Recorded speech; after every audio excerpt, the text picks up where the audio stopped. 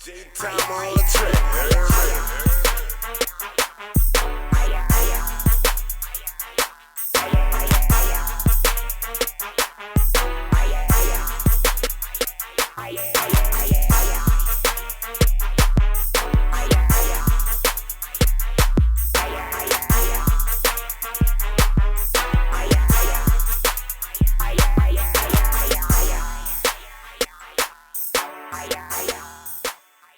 Stunner, holla at your boy.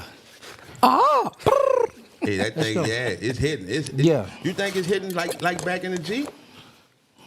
Huh? That thing hitting, boy. Hey, I'm missing the peppers. Back they had the peppers back in the G. Right. Hey, look, this is what I want. I want to get to some real shit and say this.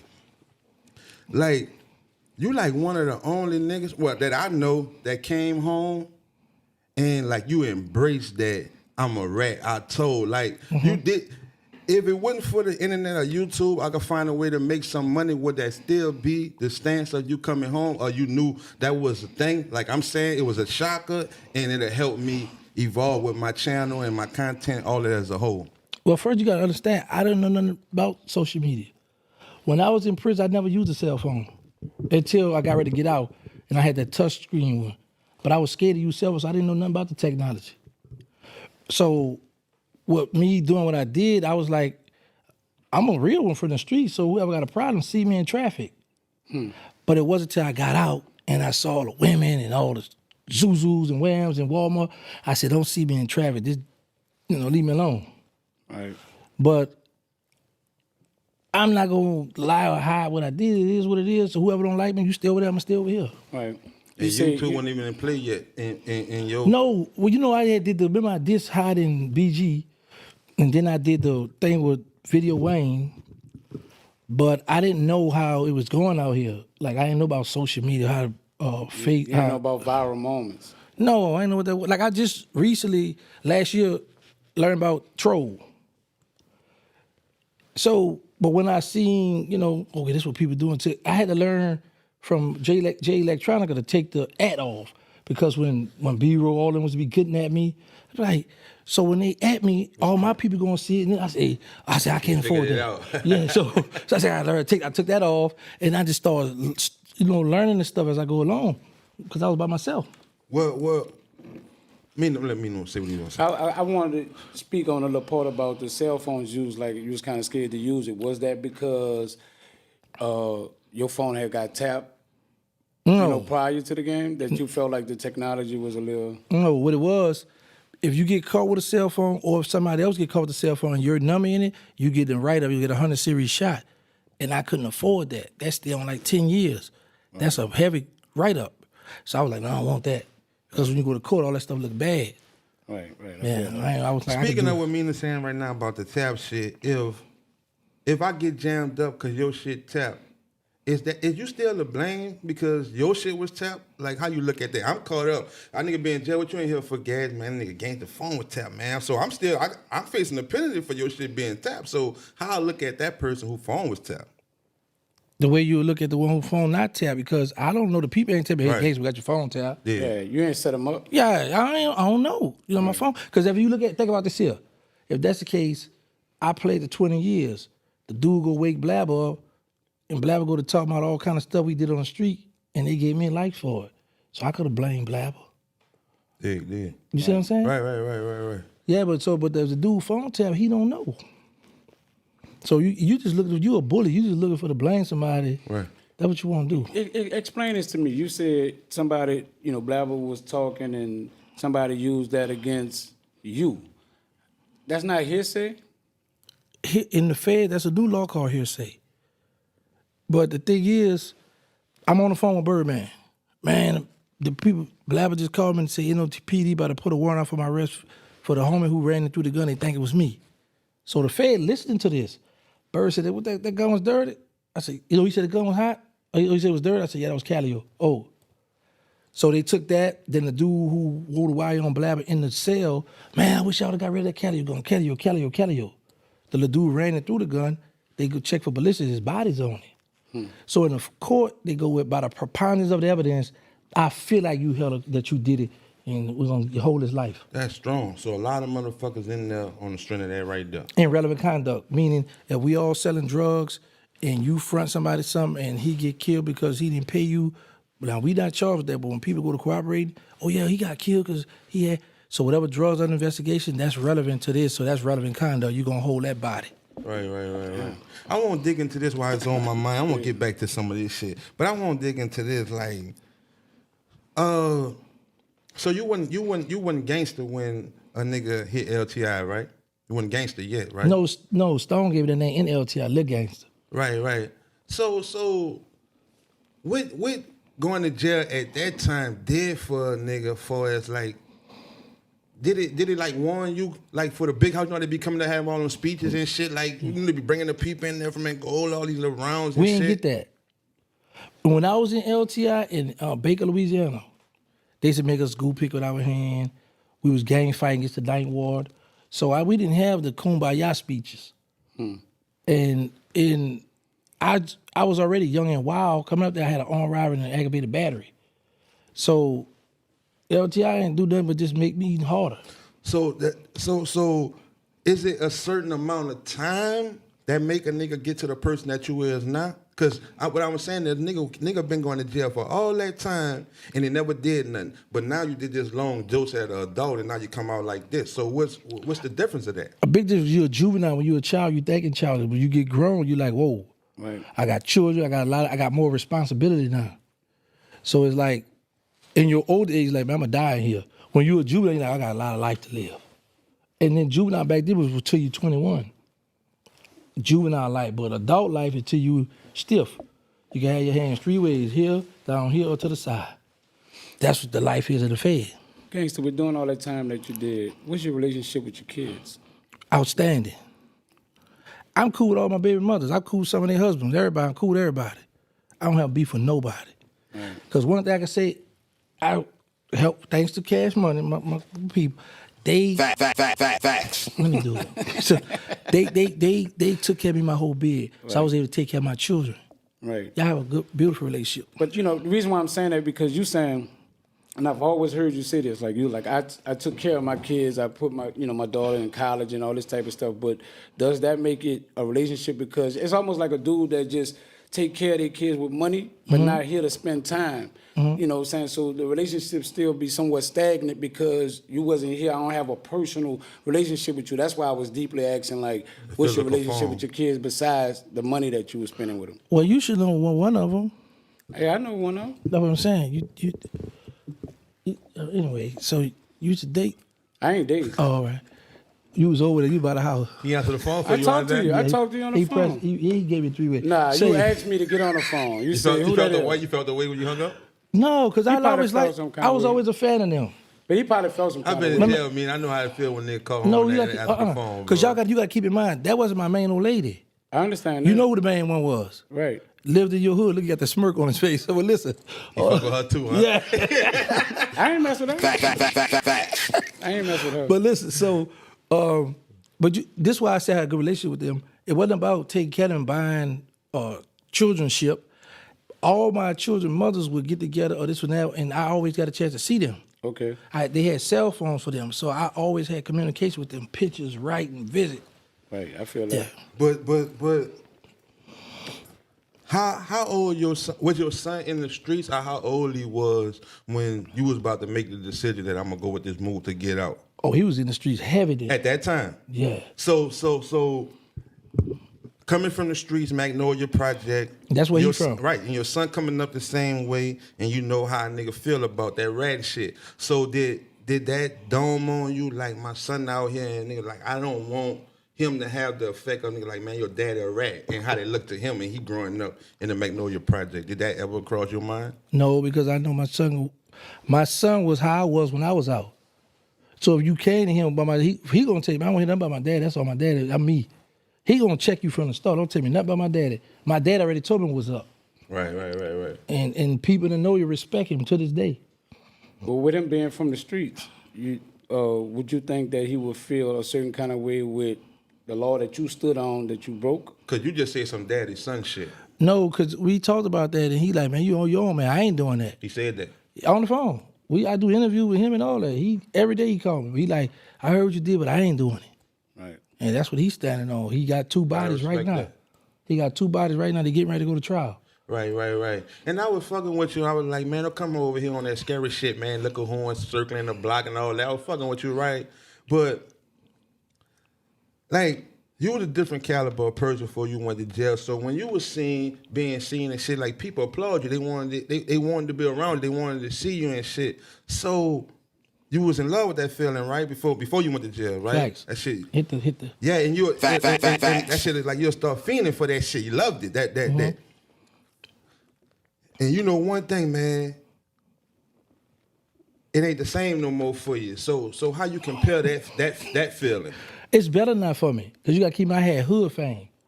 I had hood fame and fake love. Now I got, Facts. let me do it too. Facts. So now I got internet love, and you got to keep in mind, internet, you have different age brackets. Since I've been on the internet, I covered every bracket except for 13 to 17 years old. When I interviewed Charles White, now that bracket covered. So I got a different love versus the streets. And you cherish that love way more. Of course. Because people you don't even know that's giving you. Yeah, because out real here, shit. you got to think about out here when we was in the streets, it was still cutthroat. People would show you love out of fear. Right. For you doing, hey, boy, what's up? Yo, you know he around here in such and such a blue color car. Mm-hmm. Now it's different.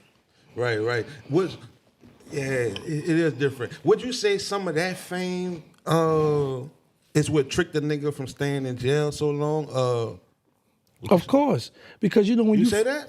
Yeah, because when you first go to jail, what we taught out here, stand on principle, morals, your honor, your dignity. We taught that. But me, how people say gangsta, you always overthink. So I was like, well, hold on. You mean to tell me, because I think homosexuality and snitches in the same boat. Let me tell you why. Hey, boy, look, if one of your homeboys humping a man, first the ones who don't approve, you go like, man, what's up with him? He just like him too. You done lost your dignity, your manhood, you know, your lawyer, all that's out the window. So I was looking like, well, hold on.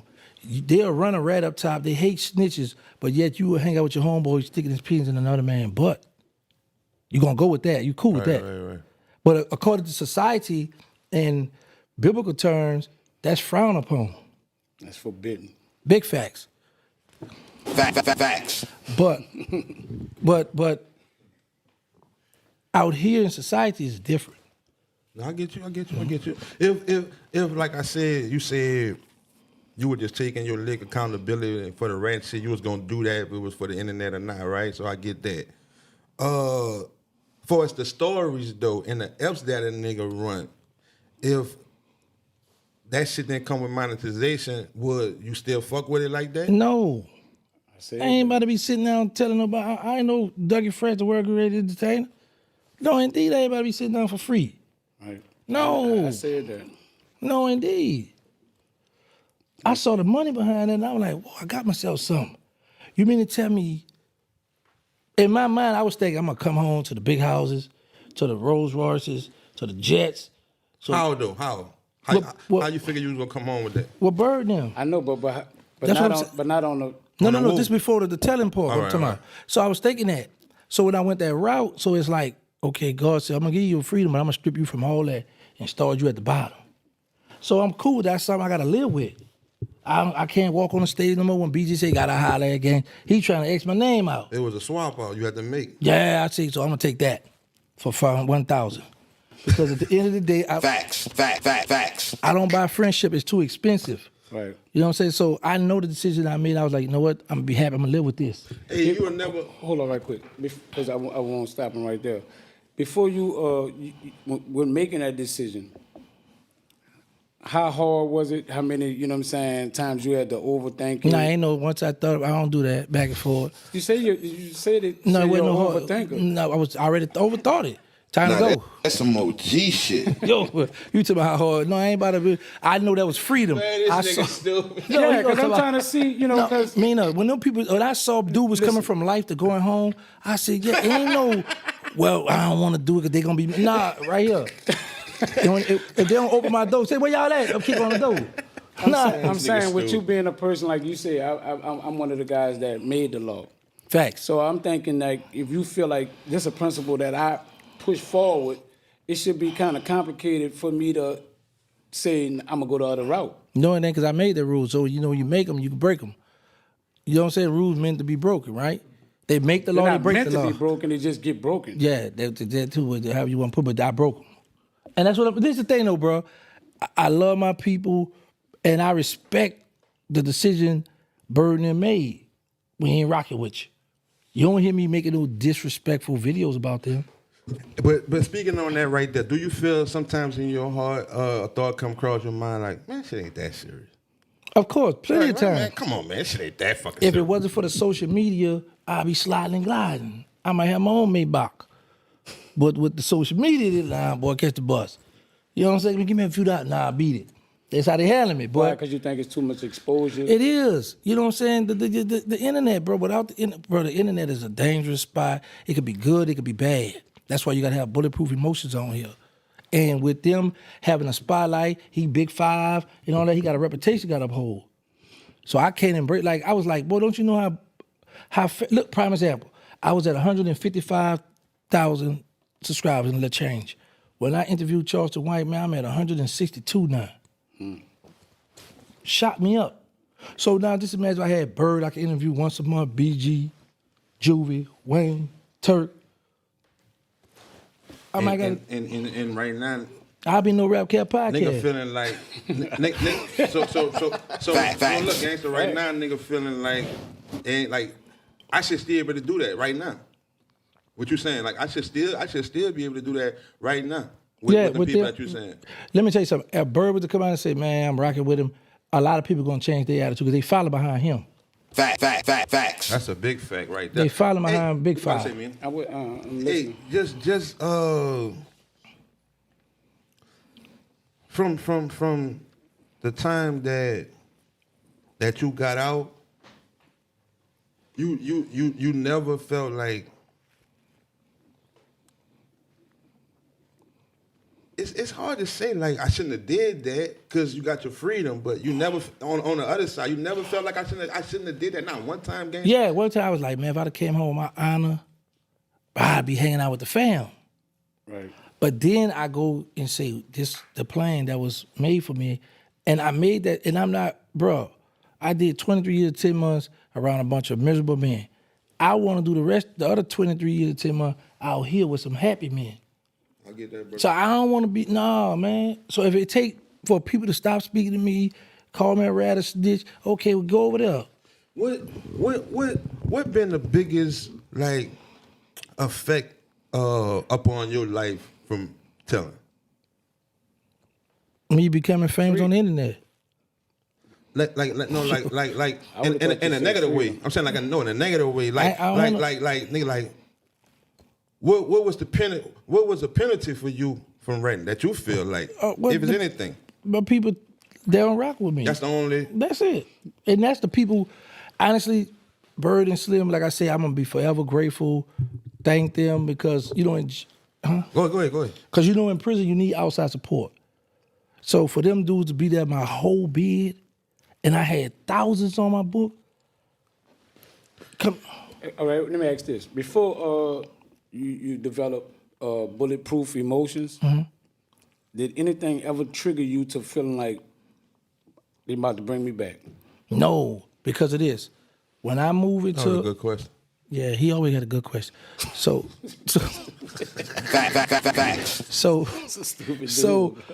real talk. When I left the female and I moved into my house, bro, I still got pictures of it. It was empty. My mama drove from New Orleans, came down to Walmart, and she got me a bunch of Fabulous, all stuff to clean the house. She said, "You want a sleeping bag?" No. She said, "You want an air mattress?" I said, "What that is?" She pointed. I said, "I don't want that. I want a sleeping bag." I got a sleeping bag, a pillow. I took my clothes, when I first moved to the house, I took my clothes, took my prayer rug and laid on there. Then when mother them came, I got a sleeping bag, a pillow. And then, I forgot what it was, somebody taught me how to go on the center, with the clothes and furniture. Rent-A-Center. Ain't nobody ask you. Rent-A-Center. So I applied for that. I got a washer, dryer, refrigerator. Then I got a bed. Then I got a 32-inch TV. I still have that TV to this day. Then I got a sofa. Then I got a TV. I mean, a table. And my PO watched me get one at a time from my job. So he was so excited. He brought his supervisor there, and he said, "Man, you the first person that's been on my workload that has accomplished what you have accomplished in 1 year." I come home, I owed the government $18,000. I paid that through YouTube. So my thing was, okay, I'm gonna take my time. I ain't in no rush. I'm older now. I got me a spot, laid my head, I'm gonna get this, buy this one, buy that. And that's what I did, bro. But was that restitution that you had to pay? Well, it was restitution is different from a fine. But it's simple, you know, I had to pay the government. Can the person still feel like, say, like my morals and my integrity intact if I did that? Like, can that still be intact? If you did what? Like, red. Like, if no, that's over when you violated. So I believe anybody that so all our morals is the same under that condition. Right.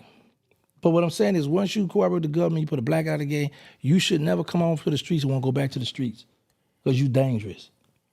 It's like we know you a kill, we know you a sell drug, and then you gonna tell on us.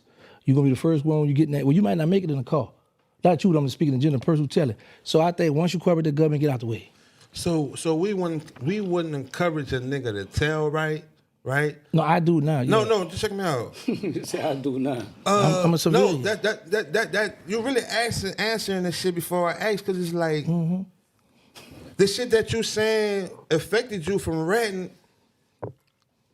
You would tell another nigga in jail who think about, like, the reason why you don't want rat, bro, it don't hold that much weight, bro, how you think, bro. You better come on home. You know what I'm saying? From what you're saying, like, I was afraid to rat, but I did rat and got out, and ain't nothing changed. I'm living a hell of a good life. So you encourage another nigga, like, bro, the reason you thinking that what's going to happen, you're going to be labeled as a rat, this and that, ain't really true.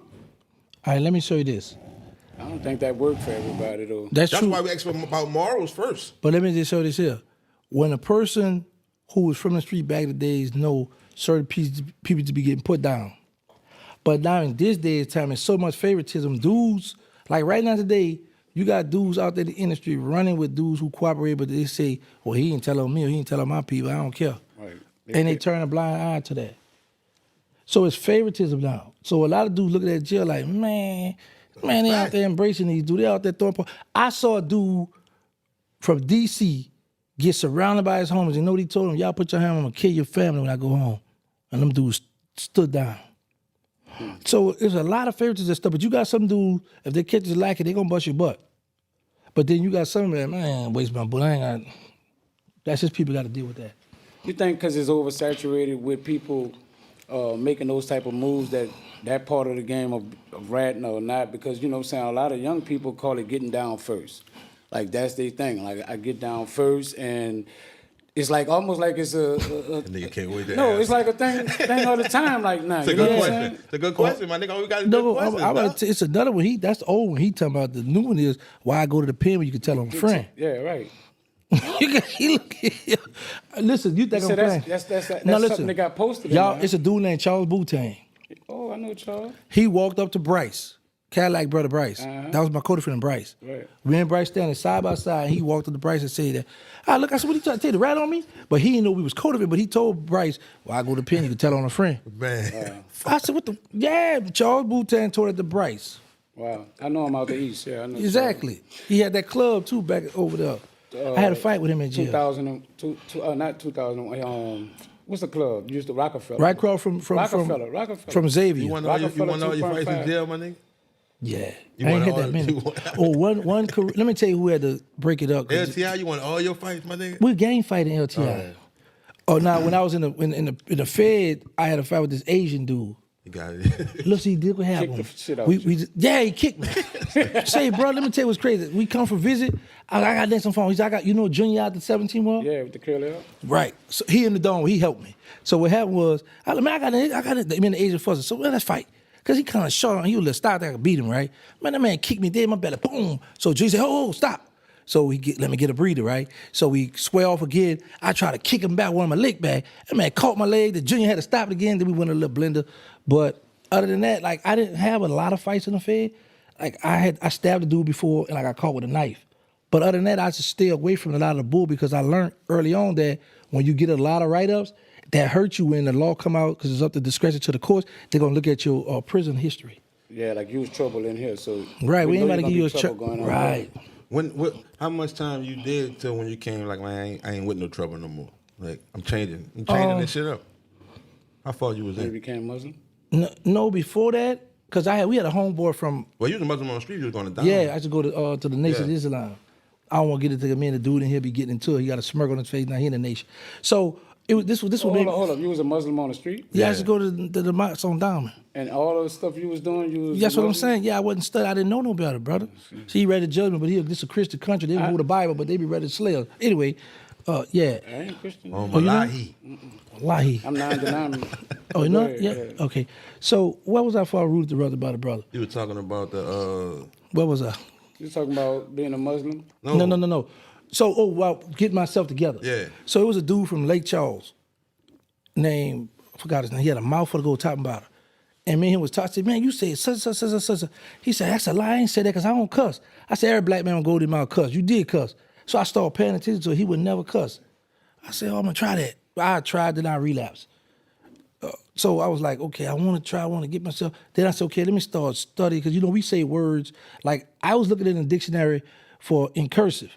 So I said, man, how you spell in cursive? I said, I know it's I-N, but how you spell it? So, You thought it was one word. yeah, because people always say you know how to write in cursive. Yeah. So I'm thinking that's the whole word. So I'm in the dictionary looking under the eyes. They said, nah, it's cursive. I was like, oh, all right. I felt Right, so like then in another cursive. yeah. So then another word. I told the dude from he was very small too. He used to go kind of from Miami. I said, bro, you saw that Tasami over?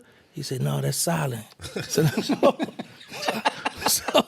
So then I was on the phone with one of my baby brothers. That you know how I like the jokes and talk, right? So I'm popping that game, and I said, yeah, I don't discriminate. So her friend said, look, he don't discriminate. I said, no, I don't discriminate. And I said, oh, she trying to correct me. Yeah. So I ran to the dictionary. So I just said, you know what? I got to apply myself. I got to start reading, studying, knowing how to pronounce these words. Because for real, I be making people laugh, but all the while, I'm the idiot. Right. You know, The joke's on you. Facts. Get the thing. If look, it's 7. I ain't actually hit. Because I know you said like last interview it was 7 years that hadn't passed till you like, man, right? So it got a lot of niggas that do a lot of time like you did, but by you saying it was 7 years, if we judge niggas at the time of their breaking point, then because niggas respect that time when you hit that walk, like niggas respect niggas who did time, but if we knew they breaking point, would we still respect them? Because niggas respect you from doing 20-something years without knowing that 7 years it was over with. Yeah, I was plotting and planning in. I just had to put it all together. Yeah, but I was like, man, and I just get frustrated, so they won't work. Or sometimes them prosecutors like, we don't want to talk to you. Just we have what you dying in jail. In the 7 years, in the 7 year span, it was just like I'm in this bitch, I'm wilding, I'm with the jailhouse shit. This how I go. When you in the penitentiary, you around dudes who got 15 life sentence, 12 life sentence, so you feed off their energy. Now, when they drop your custody, you go around a meeting with a bunch of dudes snitching. They going from you see them throw the towel up on they get a mail call, they get the envelope, and then you see them throw the towel up on their door. Man, so the people didn't cut their time. So I never ran nobody off the yard. I never checked nobody paperwork because as I always say, never say never. So by me doing that, a lot of people just confide in me. So I know people who had life plus 45. Now he about to go home. So I'm seeing people getting their time. Then I'm paying attention to the street. Ain't nobody getting whacked. They out there balling. Then one dude said words. He said, tell Gangsta I'm at the red light. Boy, they got some bad bras out there. Ask him what he gonna do. He gonna stay in there. Gonna come out here and hang out with me. I was like, he tripping, but I got a question for you. So I got to answer. you was talking about the 7 year thing, and you was like, at the 7 year, that was your breaking point. So within those 7 years, once you got to that breaking point, was it by any means necessary you was gonna just? No, because that's the case. It'd have been a lot been in there. Right. A lot of people wouldn't be successful. So you still had some type of. Yeah, so I have favoritism. Yes, there's certain things I'm just not gonna do. Right. Like if you see my paper, you got people that testify at trial saying, "Oh, he was a hitman for cash money. Oh, he did this." Them people got me and Birdman on the phone talking about this gun had bodies on it. They got me on a wiretap with Bird. He tell me, "Man, meet me at the spot." So when I go to the gas station, I was going to Delgado community college at the time. He just give me a box of CDs and T-shirts. The feds interpret that as, "Oh, that's your connect." Right. So it's a lot that in my factual basis, they wanted me to plead guilty to invested in cash money. I said, no, I ain't doing that, so they waived it. So later on, if I wanted to cooperate, they would Man, the federal government don't play, bro. But they had them people named all throughout my paperwork.